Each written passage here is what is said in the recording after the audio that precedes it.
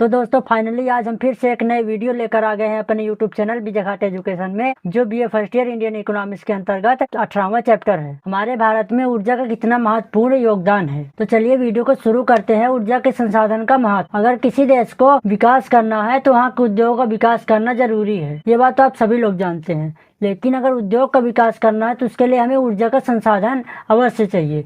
जब तक ऊर्जा के संसाधन नहीं रहेंगे तब तक उद्योग का विकास हो पाना असंभव है। और केवल उद्योग ही नहीं, खेत से पानी निकालने वाले पंप, परिवहन के साधन, हवाई जहाज, ये सभी के लिए ऊर्जा के संसाधन अति महत्वपूर्ण होते हैं। जैसे हथियार चलाने के लिए या मशीन चलाने के लिए कोई भी अगर कार्य करना है तो सबसे पहले हमें ऊर्जा के संसाधन की आवश्यकता पड़ती है। यहीं से बिना ऊर्जा के देश के विकास असंभव है। तो आज हम यह वीडियो में अपना पंच बताओ कि भारत में ऊर्जा के संसाधन का योगदान है, का महत्व है। सबसे पहले हम शुरू करें थे पहला पॉइंट से, उसके बाद हम ऊर्जा के संसाधन के वितरण क्षेत्र सब पढ़ाओ। अपने भाषा में पढ़ाओ लेकिन किताबी भाषा में अपना पंचन का लिखे का है। सबसे पहला पॉइंट है आर्थिक विकास का आधार। जो ऊर्जा का संसाधन होता है वो आर्थिक विकास के आधार माना जाता है। जैसे किसी देश की तरक्की के लिए सबसे जरूरी क्या चीज होती है? ऊर्जा के संसाधन। अगर किसी देश की तरक्की करना है, किसी देश का विकास करना है तो ऊर्जा का संसाधन आवश्यक है। और जो देश में जितना ज्यादा ऊर्जा के उपयोग हुई उतना ज्यादा उनके विकास हुई, उतना ज्यादा उनके उत्पादन बढ़ी, उतना ज्यादा उनके आमदनी हुई। जैसे हम बात करिए एग्जाम्पल के उदाहरण के, तो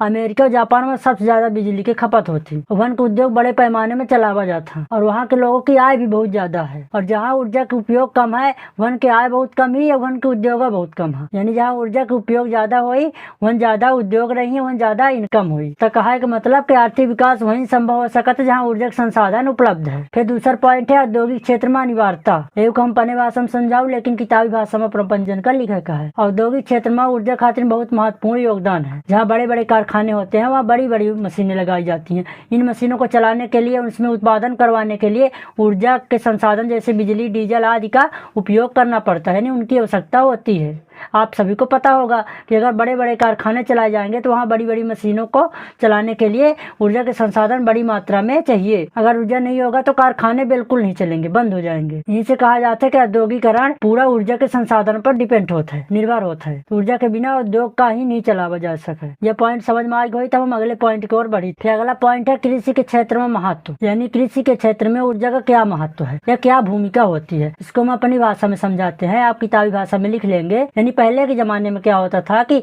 लोग बाग खेती किससे करते थे? बैल से करते थे और औजारों से करते थे। पहले के जमाने में जो खेती करते थे वो बैल से किया जाता था, हर से किया जाता था, मतलब औजारों से किया जाता था। लेकिन अब के जमाने में क्या हुआ? ट्रैक्टर आ गए, बड़ी बड़ी मशीनें आ गई जुताई करने के लिए। तो क्या होती है, ट्रैक्टर को चलने के लिए डीजल चाहिए, उनको ऊर्जा के साधन चाहिए कि ना चाहिए। लेकिन अब किसान कम समय में कम मेहनत करके ज्यादा उत्पादन कर सका था, ज्यादा खेती करा था। कहे से कि ऊर्जा के संसाधन उपलब्ध है। और ट्यूबवेल जैसी सुविधाएं हो गई है जिससे पानी को खेतों में पहुंचाया जा सकता है। जहाँ सूखा था वहाँ पानी भी अब पहुंचने लगा है, तो फसलें भी अच्छी पैदावार हो रही हैं। तो ऊर्जा के संसाधन कृषि के क्षेत्र में भी महत्वपूर्ण योगदान देते हैं। फिर अगला पॉइंट है यातायात के विकास संभव। आज के समय में लोगों का सामान एक जगह से दूसरी जगह तक पहुँचाने के लिए संसाधन है, जैसे ट्रेन, हवाई जहाज इत्यादि। ये सभी संसाधन हमारे सामान को एक जगह से दूसरे जगह में पहुंचा देते हैं। जैसे ट्रक, बसें, छोटी गाड़ियां, बड़ी गाड़ियां, ये सभी ऊर्जा पर निर्भर होती हैं, ऊर्जा पर डिपेंड होती हैं।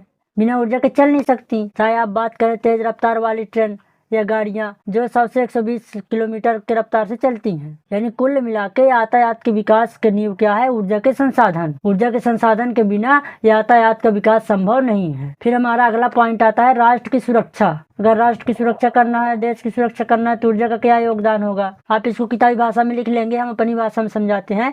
आज के समय में कौनो देश न हो कि सिर्फ सैनिक पर टिका हो, ऊर्जा के संसाधन जरूरी है। अब चाहे युद्ध करे जहाँ तो हथियार की जरूरत होती, चाहे कौनो युद्ध करे जहाँ सैनिक खातिर हथियार जरूरी है। और जितने हथियार है सब ऊर्जा से चलते हैं कि नहीं? जितने हथियार होंगे सब ऊर्जा से चलते हैं। जैसे टैंक, मिसाइल, हवाई जहाज या बम, ये सभी ऊर्जा के संसाधन से चलते हैं। और ये हथियार तभी काम करेंगे जब ऊर्जा का संसाधन होगा, शक्ति का संसाधन होगा, तभी ये हथियार काम करेंगे। इसलिए देश की सुरक्षा खातिर ऊर्जा के संसाधन बहुत जरूरी है। अगर ऊर्जा नहीं है देश की सुरक्षा नहीं की जा सके। अपना पंचन से उम्मीद करी थे कि यह वीडियो के माध्यम से ऊर्जा के संसाधन का महत्व समझ में आ गया होगा। अब हम चलते हैं अगले पैराग्राफ में, ऊर्जा के संसाधन के वितरण क्षेत्र। स्वतंत्रता के बाद पिछले 40 वर्षों में भारत में ऊर्जा की जरूरत भी बढ़ी और उसका उपयोग भी बढ़ा। हजारों कारखाने खुले, लाखों हेक्टेयर सिंचाई होने लगी, ट्रेनों और बसों जैसे परिवहन के साधन भी बढ़े, घरों में भी बिजली व अन्य ऊर्जा का उपयोग होने लगा। अगर हम देखें ग्रामीण और शहरी इलाकों की ऊर्जा की स्थिति कैसी है, तो वहाँ अलग अलग है। जैसे गाँव और आदिवासी क्षेत्रों में आज भी ज्यादातर लोग लकड़ी जलाने के लिए उपयोग में लाते हैं, लेकिन शहरों में लोग मिट्टी का तेल, बिजली, रसोई गैस आदि का उपयोग करते हैं, इस्तेमाल करते हैं। यानी कुल मिलाकर भारत में ऊर्जा उत्पादन की खपत दोनों ही काफी हद तक पुराने तरीकों पर आधारित है। वही बड़े उद्योग और यातायात के मुख्य साधन के रूप में कोयला, बिजली, डीजल, पेट्रोल पर निर्भर होते हैं। भारत में ऊर्जा के अनेक संसाधन हैं, जैसे मनुष्य, पशु, लकड़ी, कोयला, वायु, जल, परमाणु, खनिज तेल आदि। लेकिन अध्ययन की सुविधा की दृष्टि से हम इसे केवल 5 भागों में बांटकर इसका विस्तृत अध्ययन करेंगे। पहला आता है विद्युत ऊर्जा, उसके बाद कोयला, फिर 3rd नंबर में है खनिज तेल और परमाणु, इसके बाद वायु एवं सूर्य ऊर्जा। यानी इन पांचों के बारे में आगे विस्तृत से जानकारी दी जाएगी। भारत में ऊर्जा के प्रमुख संसाधनों के वितरण एवं संभावनाओं की विवेचना। भारत में ऊर्जा के प्रमुख संसाधनों के वितरण एवं संभावनाओं का विवेचन इस प्रकार है। भारत में बिजली का उत्पादन बहुत पहले शुरू हो गया था। सन 1900 में कर्नाटक के शिव समुद्र नामक स्थान पर भारत का पहला पन बिजली घर यानी हाइड्रो पावर प्लांट बनाया गया। उसके बाद देश में कई हिस्सों में पानी और कोयले के बिजली बनाने का संयंत्र यानी पावर प्लांट्स बनाए गए। लेकिन शुरू में ये बिजली घर सिर्फ शहरों के लिए बिजली बना रहे थे, गाँवों तक बिजली नहीं पहुँच पाई थी। जब भारत स्वतंत्र हुआ यानी 1947 में जब भारत स्वतंत्र हुआ तो भारत के देश में बिजली उत्पादन की क्षमता केवल 19 लाख किलोवाट थी। फिर क्या हुआ कि पंचवर्षीय योजना आई। पंचवर्षीय योजना के माध्यम से बिजली उत्पादन को बढ़ाने के लिए कई कदम उठाए गए और बिजली उत्पादन में बहुत तेजी से वृद्धि आई। पहली पंचवर्षीय योजना 1951-56 के दौरान देश में 13,000 मेगावाट बिजली बनाई गई और साल 2000 अंत तक यह क्षमता बढ़ाकर 1,13,000 मेगावाट से अधिक हो गई। यानी 9वीं योजना पहुँचते पहुँचते 1997-2002 में इसका लक्ष्य रखा गया कि 40,245 मेगावाट अतिरिक्त बिजली का उत्पादन किया जाए। कुल मिलाकर जैसे जैसे समय बीतता गया वैसे वैसे बिजली का उत्पादन भी बढ़ता गया, उसका उपयोग भी बढ़ता गया। उसके बाद अगला पॉइंट आता है कोयला। कोयला भारत खातिर ऊर्जा के सबसे बड़ा महत्वपूर्ण स्रोत है और ऊर्जा के साधन में रीढ़ की हड्डी कहा जाता है, क्योंकि भारत में जितनी बिजली बनाई जाती है यानी भारत में जितना बिजली बनाया जाता है उसका बहुत बड़ा हिस्सा कोयला से चलने वाला बिजली घर आवत है। लेकिन कई साल से भारत में कोयला का उत्पादन लगभग 10 करोड़ टन प्रति वर्ष के आसपास ही रहा है। फिर 1980-81 में उत्पादन बढ़ाई के 11.4 करोड़ टन हुई है। आगे चल के 1999-2000 में उत्पादन बहुत बढ़ गया और लगभग 299.77 मिलियन टन तक पहुंच गया। और भारत की औद्योगिक नीतियों का लक्ष्य है कि कोयले का उत्पादन और बढ़ाया जाए और नए नए सर्वेक्षण किए जाए, उनमें कोयले के कई नए भंडार खोजे जाए जिससे भविष्य में अधिक कोयला निकाला जा सके। फिर तीसरा नंबर में आता है खनिज तेल यानी पेट्रोलियम। भारत खनिज तेल उत्पादन के क्षेत्र में विकास की ओर बढ़ रहा है। लेकिन भारत में तेल की खोज कम से कम 1986 में शुरू हुआ था। प्रारंभिक तेल कुओं की खुदाई ऊपरी असम से विभिन्न स्थानों की क्षेत्रों में की गई, जिनमें अलग अलग मात्रा में सफलता मिली। 14 अगस्त 1956 को तेल और प्राकृतिक गैस आयोग, 15 अक्टूबर 1981 को ऑयल इंडिया लिमिटेड की स्थापना की गई। सबसे पहले असम के ऊपरी क्षेत्रों में कई जगहों में तेल की खुदाई खोदे गए